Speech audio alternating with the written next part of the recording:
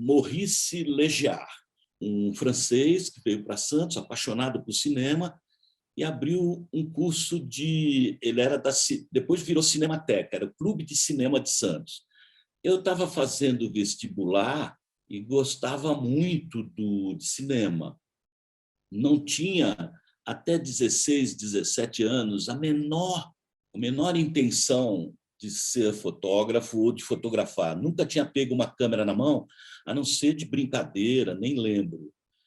E uma noite, as sessões que ele fazia eram sempre à meia-noite, depois das sessões normais do Cine Poranga. O meu grupo, pelo menos, era um grupo de buscadores, né? A gente ficava traduzindo Bob Dylan, traduzindo Ramakrishna, Bhaktivedanta Prabhupada, autobiografia de um yogi. Nós éramos buscadores, estávamos na efervescência da busca de conhecimento. E nós tínhamos até um jornalzinho underground que tinha o curioso nome de Groselha. Groselha, eu cheguei a entregar na mão do Caetano, na Boca do Rio, e ele participava de um que chamava Presença, não à toa. Um Presença era também underground. Tinha vários undergrounds no Brasil. E eu, hipão, nós estávamos todos envolvidos por esse movimento hippie. Nesse dia, entramos... Eu nem vi direito o que era o filme. Eu fazia parte do clube, mas eu só li assim que era um filme japonês e se chamava A Ilha Nua. Eu entrei no cinema com a minha ex-mulher, mãe da minha filha, Rita, o nome dela é Márcia, aquele estilinho, né? Bolsa de couro da Bahia, a tiracolo, o meu cabelo era bem lá, Jimi Hendrix, ela com aquele cabelo liso, comprido, com aquele longo, todo florido. Os dois eram uns bicho-grilo mesmo, umas figuraças. Eu usava um óculos grande para poder enxergar mesmo, né? E aí, de repente, entrei, começou o filme. Em 10 minutos, eu já estava transido ali no escuro, diante de tanta beleza, a síntese do dizer, né? A suavidade, os movimentos da família que tinha se mudado para uma ilha deserta e que tentava sobreviver lá. 4 pessoas. E tinham que vir buscar água no continente. Então, eles se revezavam, e aquele movimento daqueles remos grandes, que pareciam movimentos de Tai Chi Chuan, a luz, os pássaros na pedra, e eu fui entrando em êxtase ali. E quando acabou o filme, e tinha uma festa depois. As minhas histórias são compridas, por isso que eu vou ter que fazer um monte de livro chamado Histórias de um Fotógrafo Viajante 1, Histórias de um Fotógrafo Viajante 2. Aí eu saio, eu estava abauroado. Eu estava abauroado pelo Kaneto Shindo. Fez também Filhos de Hiroshima, que é um negócio lindo. E aí tinha a festa, eu falei, olha, Massinha, eu não vou para a festa, eu vou para a praia, vou andar um pouco, depois vou para casa, ok? Saí pela praia, tirei o tênis e comecei a andar pela beirinha da água, e alguma coisa estava... É o estorvo do Chico Buarque de Holanda, né? O incômodo. Havia um sentido de estorvo, estava incomodado por algo. E, de repente, tocando na água, me veio como se fosse uma epifania. Veio assim, cara, tu está em São Paulo, bicho, era em Santos, bicho, na época, né? Bicho, por que você não diz as coisas dessa maneira, hein? Como Kaneto Shindo. Aí, sabe, eu fui ficando... Sabe o que é isso? É um negócio que chama consciência. É um momento de satori, né? É um momento de uma revelação. E a minha vida é feita dessas pequenas ou grandes revelações. Acredito tanto nisso que me entrego a isso. Por isso que eu sou um amigo da mata. Eu chego na floresta, eu sou hospedado pelos espíritos da floresta, porque eu estou lá para o quê? Para celebrar essa beleza. No dia seguinte, de manhã, já pedi uma máquina emprestada para Marinilda Dias da Silva, vou lembrar sempre dela, pedi uma máquina emprestada, uma Yashico Eletro 35, e fui para a zona de Santos, que a gente ia muito para lá, e só que a câmera ela era uma câmera repressora, como a ditadura começava. Isso era janeiro de 1970. Por isso que eu fiz agora 50 anos de carreira em 2020. Naquele momento, eu falei, eu quero captar imagens, mas eu levava um bloquinho, eu escrevia as minhas impressões. Tanto é que agora, com 50 anos, eu já tenho mais de 50 moleskines aqui, que eu estou revirando tudo para o livro dos 50 anos, que vai sair em outubro, novembro. Aí, para concluir a história, que tem um desfecho muito interessante, a máquina era repressora. Se não tinha luz, acendia uma luzinha vermelha, como se quisesse dizer, ó, se ferrou, hein, cara? Não dá, não tem luz. Eu falava, porra, eu quero fazer. Aí tinha um bar chamado, olha só esse nome, Scandinavian Bar. Porra, Scandinavian Bar é coisa de Humphrey Bogart, né? Aquele cheiro, não é aquela coisa do Oriente, de Casablanca e outras coisas. E aí, uma mulher, cara, no Scandinavian, fazendo striptease com uma cobra enorme, tipo Luz del Fuego, e eu não podia registrar porque não tinha luz. Não sabia nada de técnica, nada. Só tinha amor na coisa. E aí, de madrugada, eu saí frustrado do Suomi Bar, vários bares assim, que eu conheci algumas pessoas, e vi uma prostituta encostada num ponto de ônibus com uns grafites atrás. Já existiam grafites na época. E eu falei, meu Deus, vai ser isso aí. CMTC, Companhia Municipal de Transportes Coletivos, amarelo e preto. Aí o que aconteceu comigo acontece com todo fotógrafo iniciante. Um medo desgraçado, uma inibição terrível. Como é que eu vou atravessar aquela rua para ir na direção dela? Pareceram quilômetros de peregrinação sofrida, sabe? E fui com aquela cara de idiota, sabe? Aquela cara de pedinte que todo fotógrafo faz.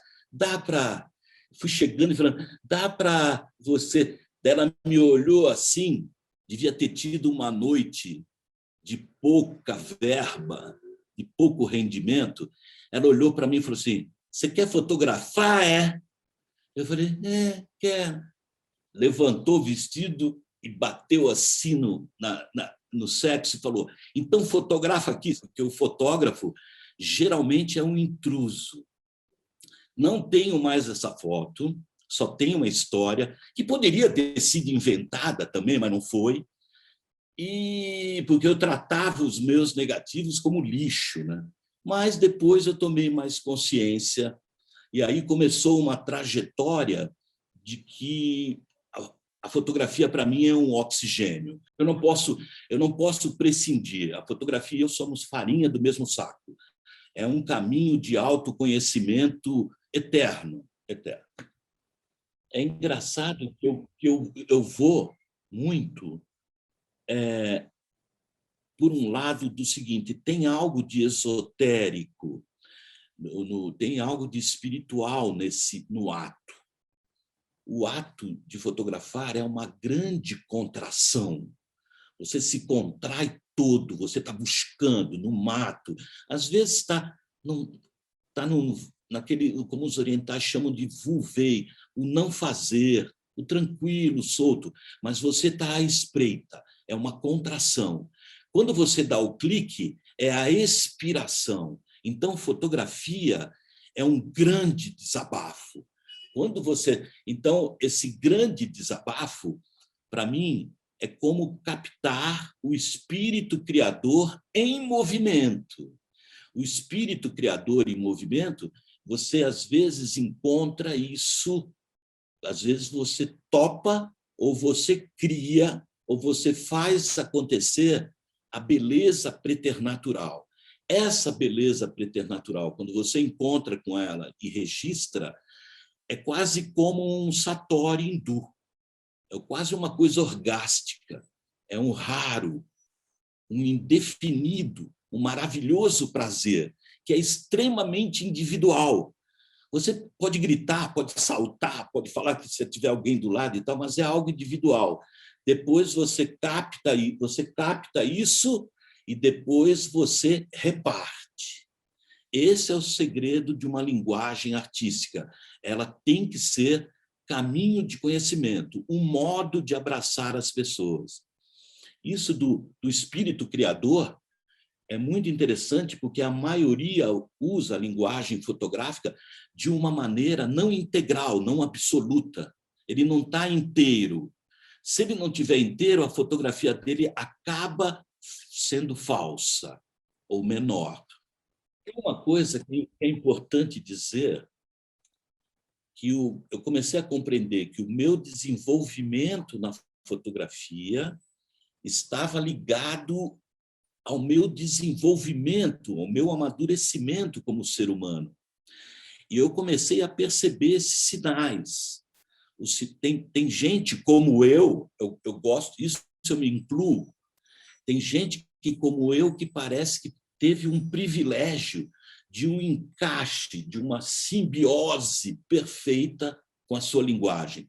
Eu sou esse cara. Então, eu tenho 70 anos, e eu sou, se o Lula falou aí no discurso que ele tem pique de 30, eu tenho pique de 15, de 20. Quero ver o Lula me acompanhar na mata.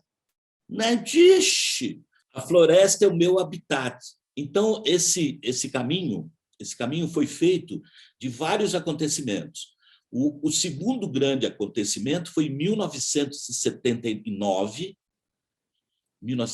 9 anos depois, eu já tinha conhecido os horrores de Cubatão, a miséria da Baixada, já tinha feito um ensaio sobre urubus na Baixada, e, de repente, surgiu um trabalho para fazer em Manaus. Eu nunca tinha ido à Amazônia. Então, o segundo acontecimento foi o Chico Leles, que era o meu chefe, Francisco Leles, jornalista de Santos, da Tribuna, que nessa época já estava como assessor de imprensa da Goodyear. Então, ele me contratou, eu já tinha saído do dia a dia de jornal, já estava tentando vender minhas fotos, fazer meus ensaios. Eu estava fugindo do jornal, tentando escapar do jornal, que o jornal me mandavam fazer. Eu queria ser o protagonista do fazer fotográfico. E isso, muitos passaram por isso com mais ou menos crueldade, com mais ou menos dor. Em determinado momento, eu fiquei lá ainda com aquela névoa, aquela umidade. Eu estava começando a conhecer essa umidade da Amazônia, e daí um garçom falou para o outro: "E aí, Dobraldo, aquela onça continua aparecendo lá no Igarapé?" Nesse instante, o meu Kundalini se agitou e me deu um empurrão para cima. Eu saltei da mesa e falei: "Onça, olha só o chamado, olha o sinal." Fui no cara, não sei mais o nome do cara. "Ô, Zé Everardo, cara, que onça, onde é que é isso?" "É lá em Manacapuru, no lugar na Ilha Chiborema." Falei: Manacapuru, Chiborema, falei: "Como é que... E aí, cara, como é que chega lá?" "Olha, tem que pegar um barco assim, até você pega o Rio Negro, entra no Rio Juvari, depois..." Falei: "Tá bom, mas você me leva lá?" Eu estava fazendo um trampo que era a inauguração de uma revenda de pneus. Ia ter festa, ia ter diretoria. Aí o cara falou a palavra mágica: "Amanhã é minha folga, eu te levo lá." Entende? Olha os sinais. Aí eu fui imediatamente, marquei com ele 6 horas da manhã no cais do Hotel Tropical, no barco do Hotel Tropical. Eu ia sair fora do trampo, imagina. Daí eu bati na porta do Chico Leles e falei: "Chico, aconteceu uma coisa." Ele falou: "Araca, Não me venha com essas coisas, cara. Já te conheço. Falei, cara, isso é uma loucura, cara. Tem uma onça em Manacapuru, no Igarapé do Guedes, depois da ilha de Chiborema. Ele falou, tu tá louco, cara. Tu é louco. Eu preciso ir lá, Chico. O Chico até hoje se alegra por eu ter convencido ele. Até hoje ele se alegra. Eu falei, olha, cara, eu vou te deixar uma máquina aqui automática, amanhã vai ter uma festa, tu chega lá, aperta, põe aqui no P, ó, program, tu aperta ela, que sai tudo, e eu vou para lá. Cara, tu é louco, eu vou fazer o teu trabalho, meu. Cara, pelo amor de Deus. Tal. Daí fui. E isso é um problema, eu tenho maior dificuldade de lembrar o nome das pessoas, mas eu lembro da essência das coisas, sabe? Ele me abrigou na casa dele, e naquela noite eu comi um assado de um bicho que você olha para ele, parece filme de ficção científica. É um bicho horroroso, chamado bodó. Mas o bodó, bem feito, assado, é uma delícia. Estou lá, e tu não imagina, é rede, madeira, escadinha para subir, água embaixo, aquele negócio, Ilha de Chiborema.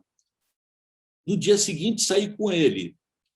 O dia inteiro caçando a bendita onça e nada. Chegou a noite e começou a me dar o quê? A mente começa a te culpar de tudo. Eu virei um caco. Você não fez a onça, você tem que voltar. Daí o cara falou assim, mas amanhã de manhã a gente continua. Eu falei, cara, eu tenho que voltar. Você me ajuda? Saímos cedinho, 5 horas da manhã. Quando foi mais ou menos umas 9, eu já não aguentava mais. Falei, vou voltar fracassado, né? Aí tinha um pescador, lembro muito bem dele, na beira de um igarapé, ele falou assim, eu vi ela agora de manhã, lá na ponta do Xigoré, na ponta do Ziriguidum. Eu falei, cara, a gente nunca foi lá, a gente não foi lá ontem. Ele falou, não, nós vamos lá, é meio longinho. Quando entramos no Igarapé Maior, depois entramos no Igarapé Iamirim, menor, eu vejo aquela coisa e eu tenho a mesma epifania, o mesmo sentimento de 10 anos atrás com o filme. Uma coisa assim, e também agora, parecido com agora, quando eu vi uma onça cara a cara na fazenda o ano passado, ano retrasado, na fazenda da Teresa, né? Eu falei, meu Deus do céu, como é que pode? Como é que pode isso? Ela estava, é uma cabeça, vocês não acreditam, uma cabeça enorme, e eu falei, daí eu falei, olha lá. O cara falou, sim, eu já vi, o cara já foi encostando. E era uma Pentax Spotmatic ainda, tu vê, e a Chica Eletro 35. 9 anos depois, uma Pentax Spotmatic de rosca. Não era baioneta, já havia baioneta, mas a de rosca era bem mais barata. Aí eu coloquei a tele, né, era um tubo assim, coisa feia, um tubão assim, equivalia a uma tele 200 milímetros. Ele parou, que era aquele motor de rabeta, e eu fiquei olhando pela primeira vez, e a gente nunca esquece da primeira onça, viu? Aquela majestade, né? Hoje eu já fiz mais de 2.000 onças nesses 50 anos, mas é a mesma coisa, é impressionante. Ela é muito forte. É um dos meus, acredito que um dos meus animais de poder.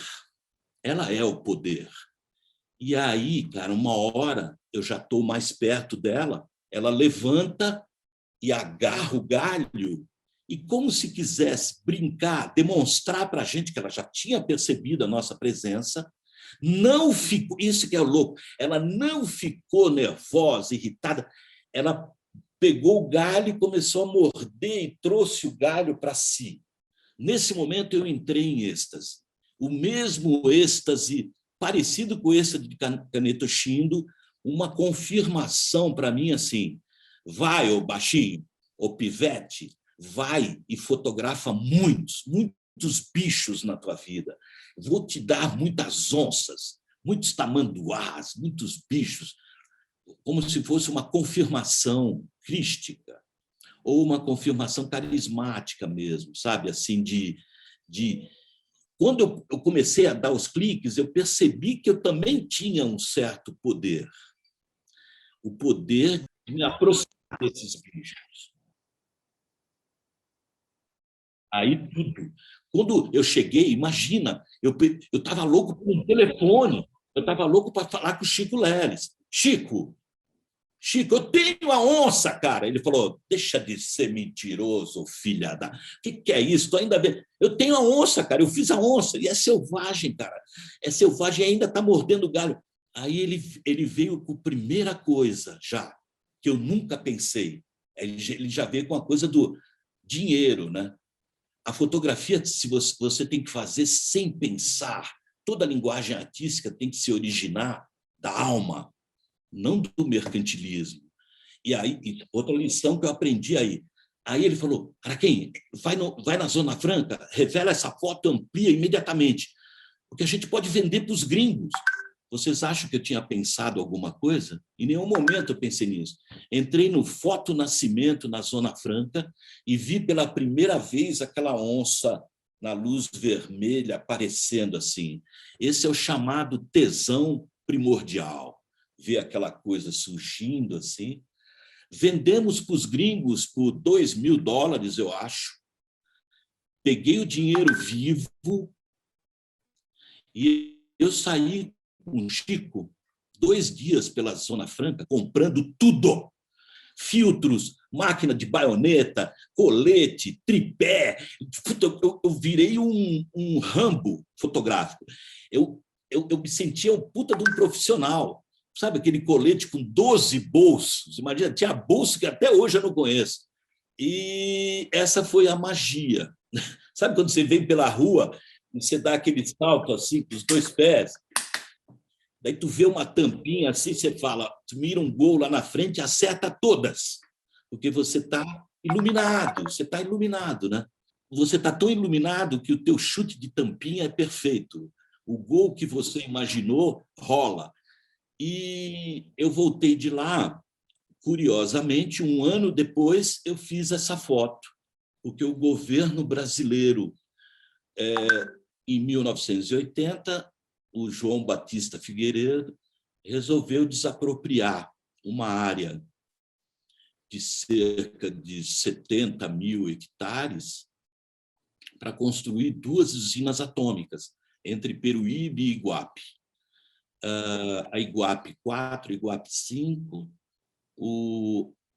Em termos, vamos dizer assim, né, para mim, que já conhecia aquilo, já estava entre a foto da onça e essa desapropriação, no dia 4 de junho de 1980, véspera do Dia Mundial do Meio Ambiente, a falta de sensibilidade, né? Falta de tudo. Construir 2 usinas atômicas e uma cidade para 45 mil habitantes, num lugar de 50 praias intocadas e tal. Então, aí o meu trabalho mergulhou totalmente no combate. Ao me decidir me envolver com a questão nuclear, eu sabia que era um negócio de se expor. Eu já conhecia um pouco da fotografia engajada pelo meu trabalho em Cubatão, mas dessa vez eu entrei para uma área que era absolutamente pioneira. Ecologia, naquela época, era uma palavra para letrados, para os escaninhos da universidade. Naquela época, entre os anos 70 e o início dos 80, era desenvolvimento a qualquer custo, mesmo que mate gente, mesmo que crianças nasçam sem cérebro, mesmo que tenha 17, 20 produtos químicos no ar, como era Cubatão. Poucos conheciam Iguape, Peruíbe, o litoral. Iguape tinha uma história incrível. São Bom Jesus de Iguape, como Nossa Senhora Aparecida, apareceu na praia da Jureia. Então, tinha toda uma mística e, de repente, vamos construir aqui. Meu pai passava pela costa como cozinheiro de navio. Olha as inter-relações, as ligações, as conexões. Ele adorava aquela costa. Ele adorava São Bom Jesus de Iguape. Tanto é que uma vez, teu moleque, ele, com 7 anos, ele me fez participar de uma procissão que é famosa, a procissão de São Bom Jesus de Guape. Quando acharam a imagem, tentaram levar ela para Peruíbe, para o lado norte, vamos dizer assim. Ela ficou muito pesada, diz a lenda. Quando resolveram levar para o lado sul, ela ficou leve. Deram para o pároco lá da comunidade, que ainda não tinha nome, e ela ficou, a casinha do pároco ficou toda iluminada à noite. Aí já entra aquela coisa da beleza, né? do misticismo, da fé.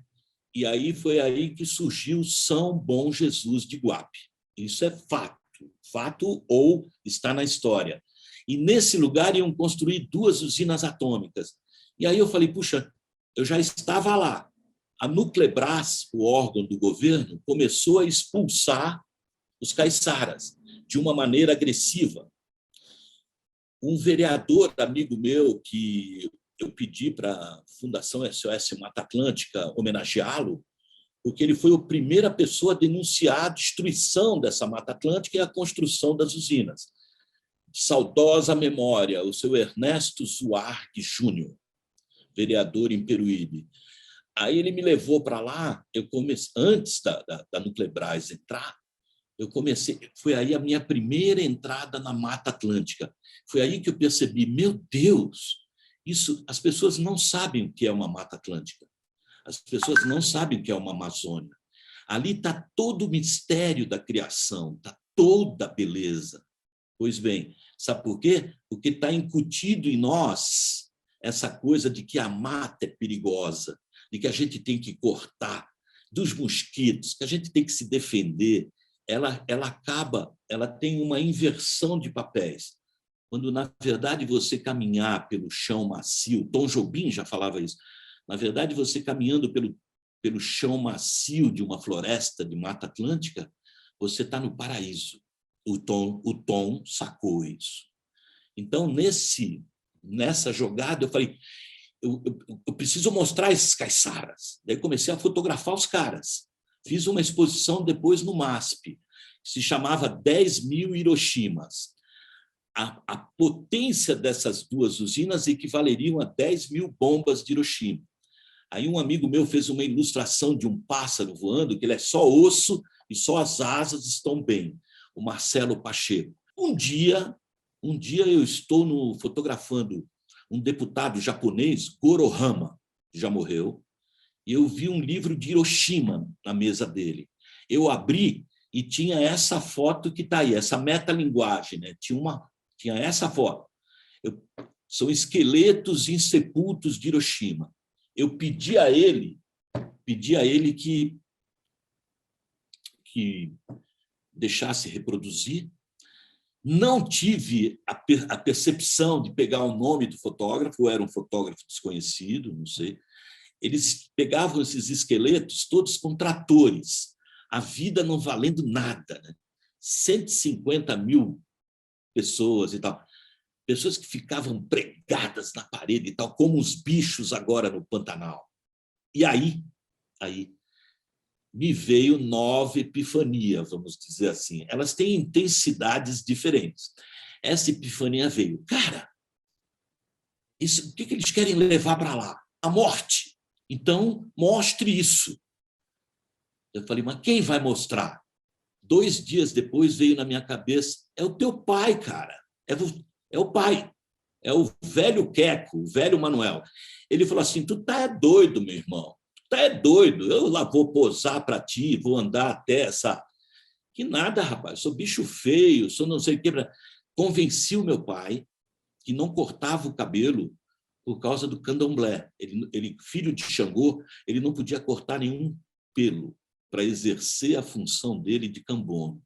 Ele topou, eu cabeludo, carregando esse quadro, a minha irmã ajudou a fazer essa taxa preta, colar uma cartolina atrás. Fomos no asilo São Vicente de Paula, compramos, eu queria um quadro bem rococó mesmo, bem grandiloquente, bem barroco. e nós andamos no ônibus até Peruíbe. De Peruíbe até o Rio Una do Prelado pela fiação a Barabebê. Depois atravessamos o Rio Una do Prelado. Olha olha o pagador de promessas aí. Aí pegamos aquele quadro na cabeça, poderia ser uma cruz, o quadro na cabeça, e as crianças tudo fugiam, meu, esse bicho cabeludo, desse jeito, e eu cabeludo que nem o Jimi Hendrix. Você imagina, as crianças fugiam tudo, todo mundo fugia. E daí o primeiro cara que eu conheci foi o Batico, que jogava bem futebol, como eu, e a gente fazia uma dupla legal. Aí eu comecei a conhecer aquele povo. E falei, eu estou indo para a praia, para o Morro do Grajaúna. O Batico falou assim para mim, só faltam 32 quilômetros. Andamos os 32 quilômetros, dormimos na praia, e no outro dia de manhã, na boca do Grajaúna, eu peço para o meu pai tirar a roupa. Ele falou, para que tirar a roupa se eu vou colocar esse quadro na frente? Eu falei, é que eu preciso do espírito, eu preciso que o senhor esteja nu e mostre isso como caiçara, que conhece o mar, conhece a mata, e que sabe que isso não é para vir para cá. Daí eu falei, e você tem que me mostrar com força. Neste momento, o tempo começou a virar, começou a entrar um vento sul, que você começa a perceber pelo vento no cabelo dele. Eu fiz a foto já com a Nikon FM, comprada depois da Pentax Spotmatic na Zona Franca. Fiz a foto e eu tive certeza absoluta que aquela foto ia perdurar. Meu pai entrou no mar e resolveu entregar o quadro às 7 ondas. Quando ele voltou, ele estava irreconhecível. Daí eu olhei para ele e falei, o que foi, pai? Daí fui até ele e abracei, né? Ele falou, ele deu aquele grande suspiro, que é a chegada de Xangô, tentando incorporar, mas não podia incorporar, senão matava ele, tamanha a força do Xangô dele. Aí ele, suspirando profundamente, umas lágrimas caíam, e ele falou assim, não vão construir nada aqui. Cara, foi foda esse momento. Daí eu abracei ele e falei, meu irmão, como é que você tem essa certeza, meu irmão? Xangô me disse dentro da água. Falei, pai. Daí fomos para uma gruta para se abrigar da chuva, que chegou com o vento sul. Eu e ele, cara, imagina, eu cabeludão, olhando para o pai cabeludo dentro de uma gruta, depois de ter feito uma obra, né? Ter feito algo consistente. Tanto é que essa foto ela está no mundo todo. Ela representa, ela foi emblemática de um momento, não que ela tenha, mas ela foi emblemática de um momento, que nem esse tamanduá mirim que eu fiz queimado, ela é emblemática de um momento muito, que poderia ser muito sombrio, muito triste, mas não construíram nada como meu pai previu, não construíram a cidade, e hoje, embora sem recursos, é uma estação ecológica de preservação permanente de 97 mil hectares, pela luta de muita gente, inclusive um grande que morreu agora, o Dr. Paulo Nogueira Neto, que lutou muito para que aquilo se transformasse numa estação ecológica.